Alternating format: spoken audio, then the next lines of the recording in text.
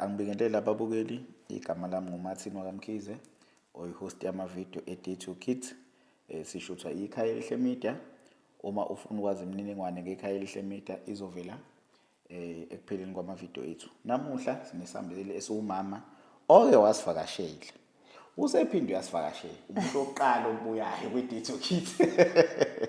Okusho ukuthi sasebenzisana kahle nomama ngoba masimcela uvele wenza. Kodwa-ke angingande kakhulu mama, ngicela uzathi futhi kubabukeli ukuthi ubani wakephi oqhamuke kephi. Ngiyabingelela kubabukeli, ngiyabonga ithuba, phinde ngithole elinye ithuba, ngiyabonga. Igama lami nguMazikode Sangweni, endaweni yaseMpangeni. Ngihlala esigodini saseThombothini, ngiyabonga. Sibonge mama ukuthi uphinde futhi usivakashele. Ake singenene esihlokweni sethu sanamuhla, ukukhulisa izingane zakho umuntu wesifazane. Asikenene kumbuzo wethu oqala. Ubunzima obhekana nakho uma ukhulisa izingane zakho umuntu wesifazane ikuphi ma? Ngiyabingelela babukeli. Isimo obhekana nakho okanye ubunzima obhekana nakho ukukhulisa abantwana ungowesifazane uwedwa. Ikakhulukazi ubunzima obuba khona uma abantwana bexubile, kukhona besilisa nabesifazane. Ngoba mawuwedwa ungowesifazane fanele uphinde udlale indima yokuba ubaba kubantwana besilisa, ubayale. Uyabayala-ke la besilisa kodwa kube khona la ongakwazi ukufinyelela khona njengomuntu wesilisa ukuthi uhlale phansi nabo bakhulume. Uyabayala ubatshela ukuthi umuntu womfana uyafika isikhathi la sokuthi usekhulile afuna ukwazi imvelaphi yakhe ukuthi yena ngoba engesiyena wakuleli ikhaya ungowakwabani. Ubunzima-ke okukhulu kakhulu lokho obhekana nakho ngoba uyamtshela umntwana ukuthi cha, wena ungwala ekhaya awusiyena walapho ocabanga ukuthi ungakhona ngoba akaze bebe khona empilweni yakho. Since ukhona uke wababona benzani, khona isandla basifakile kukhuliseni, ukwababona bekulandelela ukuthi ngoba ukhona ikuphi abakwenzile kuwena. Fanele usithatheke lesi sinqumo sokuthi wena ukhuliswe yimina, ungowami, izonke izinto zakho uzozenzela la ekhaya. Ngoba moke wadluli umyalo wami wozenzela endaweni lapho ungafanele ngabe uzenzela khona, izinto zakho zibhilonga la ekhaya. Ubunzima kohlangabezana nakho usuzodlala indima yokuba ubaba, fanele umtshele ingane yakhe yomfana ukuthi uma usukhulile fanele wakho umuzi uthathe umakoti uganwe. Umakoti kuphathwa kahle uyondliwa.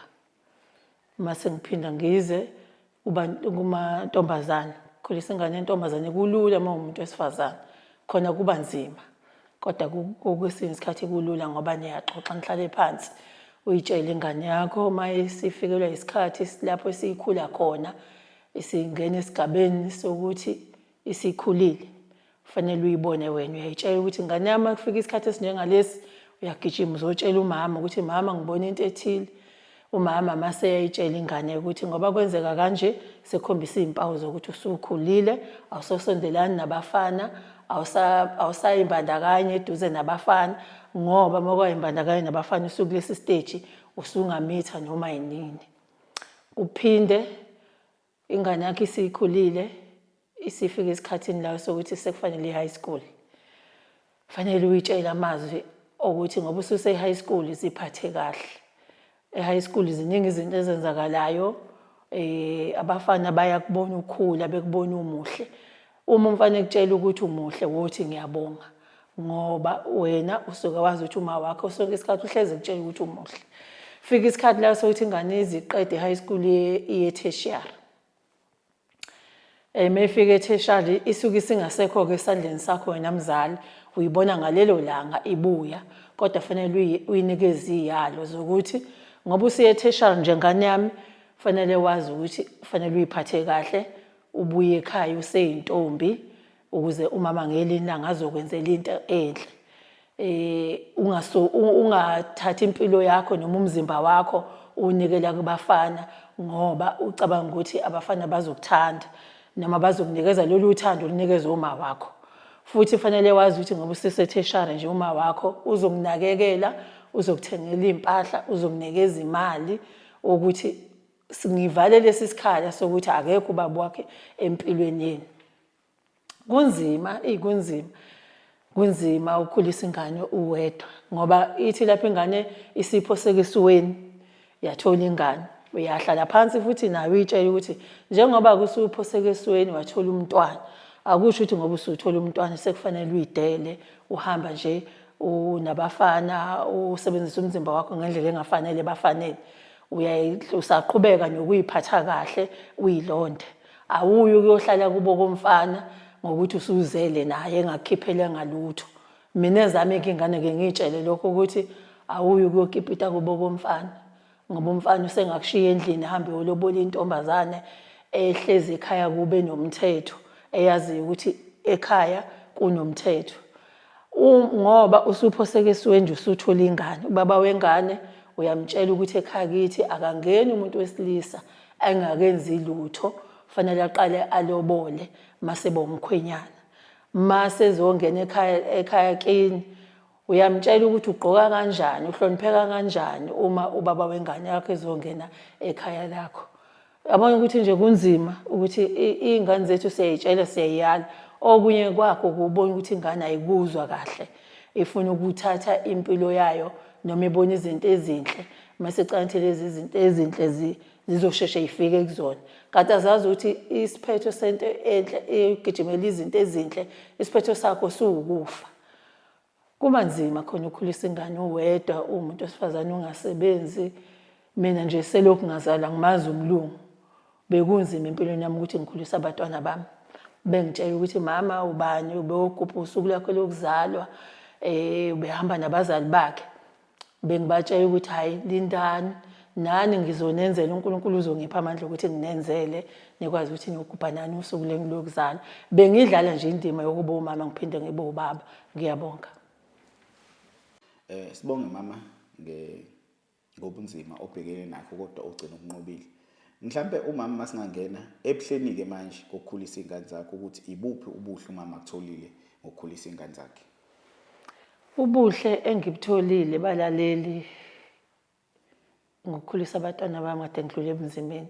Ubuhle engibutholile ukuthi iy'ngane zami zingilalelile, iy'yalo engangiy'yala ngazo zizenzile, zahamba zaya ey'koleni e-tertiary, zafunda, zabuya lapho seyiphethe amajazi azo, seyikhombisa ukuthi ebekade ziyokwenza nesiqiniseko ukuthi bakwenzile. Kwangijabulisa ukuthi kuhle ukubekezela, udlala indima yokuba umuntu wesifazane uwedwa ungasebenzi, khulisa abantwana bakho. Namhlanje ngiyababona nje bakhulile bahle. Umoya wami uyathokoza kuvuka lelizwe lokuthi uNkulunkulu akakushiyi endleleni. Uthi noma uhambe bunzimeni kodwa uhamba nawe. Egcineni ube sekutshengisa ukuthi njengoba bengufaka ebunzimeni bengazi ukuthi mina ngelinye ilanga uyobe usujabula, uyobe usubabaza amandla okukhona buka baNkulunkulu ukuthi seyohambe nami kwaze kwafika la. Njengamanje ngijabulile abantwana bami bakhulile, bayaqonda isimo, bayazi ukuthi uma umntwana ethola umsebenzi sebeyasebenza njengamanje fanele azi ukuthi fanele abeke ukudla etafuleni, fanele azi ukuthi umama fanele simjabulise ngokuthi nangokuthi. Sebeyazi nanokuthi nje ngebirthday yami umama usikhulisile, mama nakhe ukuhle esikwenzela khona. Nje sengiyakubona ukuhle kodwa-ke bekungesiwona amandla ami mangibheka emuva. Amandla ngiwaphiwe ubaba uNkulunkulu ngoba zonke izinto esizenzayo siyayicela kubaba uNkulunkulu ukuthi Nkosi sicela usiphe lokhu, sifisa ukuthi abantwana bethu bebe ukuthi nokuthi. uNkulunkulu mase yasenzela okuhle. Ngiyabonga. Sihaleliseleke mama ey'nganeni ukuthi ziyithandile iy'fundiso zakho, zagcina nazo sezingabantu abadala asebekwaziyo ukuthi ngoba sitohoza into yokuqala kumele senze into ezobekwa ekhaya phezu kwetafula, siphinde futhi sijabulise umama. Okay, masingaya mhlambe kumbuzo olandelayo mama, ukululeka-ke manje umluleka kanjani umuntu wesifazane oney'ngane, uthini kuye? Babukeli, iseluleko sami nje ngazidlulisa kumuntu osenazo iy'ngane ukuthi thanda abantwana bakho, ubatshele iqiniso, ucela ubaba uNkulunkulu ukuthi iyalo ozozidlisele ey'nganeni zakho kube iyalo abazozizwa abazothi noma behamba endleleni bebe nalokho okuvukayo enhlizweni yabo ukuthi umama wathi. Ngiyabaluleka kabantu besifazane esebephosekeweni ukuthi thanda abantwana bakho. Ukhona umuntu wesilisa ingane iyaphila. Ngisho engekho futhi ingane iyaphila. Kuphela nje wena mawuzothanda abantwana bakho ubakhusele, ubafisele izinto ezinhle. Ayikho enye into edlula ukuthi sibakhulekele abantwana bethu ukuthi noma bengaphoseka elingweni kodwa bevuke. Ngiyabonga. Sibonge mama ngeluleko. Ngiyacela futhi umama mhlawumbe ngenelele eluleka umuntu wesifazane ke ongakabi ke nengane manje ukuthi umama engamupha ziphi iluleko. Ngifisa ukwedlulisana sesiluleko sami kubabukeli kowesifazane ongakabi nayo ingane ukuthi akahlala konakele lutho. Akayibambe iqine. Aqhubeke nje nempilo yakhe. Uzothi mase right empilweni musengayithola ke ingane noma seqhamuka lo wesilisa ezomkhohlisa ethi ucela ukuthi bebe nengane. Kodwa akabe nengane esazi ukuthi usenakho konke empilweni. Uma ke ngokuthi uyasebenza abekelele ingane yakhe imali, uma ke ngokuthi uwenza amabhizinisi abekelele ingane yakhe imali ekwazi ukuthi noma eseyithola leyo ngane ekwazi ukuthi ingane yakhe izophila right noma engekho ubaba wayo uzokhona yena ukuthi ayiqhubeze ayiphile impilo right ngoba kulesi sikhathi samanje ngesibone izingane abantu besilisa bethi bafuna izingane kubantu besifazane afike umuntu abeka ingane asuke lapha ahambe usale wena ukhulisa ingane uwedwa iyaphila ingane engekho ubaba iyaphila futhi kamnandi engingakuqinisekisa nje ukuthi wena ongakabi nayo ingane hlale ngentombi uqine nje ungesabi wazi ukuthi wena sikhona isikhathi esiright lapho uzoba khona nomntwana khona usubona ukuthi nempilo yakhe isingcono. Ngiyabonga. Sibonge mama ukuthi uphinde uzosivakashela. Siyathemba futhi ukuthi ababukeli bazojabulela ivideo yethu nolwazi nokufunda kokuningi. Siyatholakala futhi kwezokuxhumana siyi-Date Your Kids NPO uFacebook, uTikTok, uInstagram, uYouTube. Ma ngicela ukuthi uvalelise ababukeli. Ngiyabonga babukeli ithuba. Sibonge nabatwana basilethile la. Ngiyabonga. Sibonge ababukeli. Sesiqedile ivideo yethu yanamuhla until ivideo elandelayo. Kaya lethu, kaya lami. Date your kids, futhi uma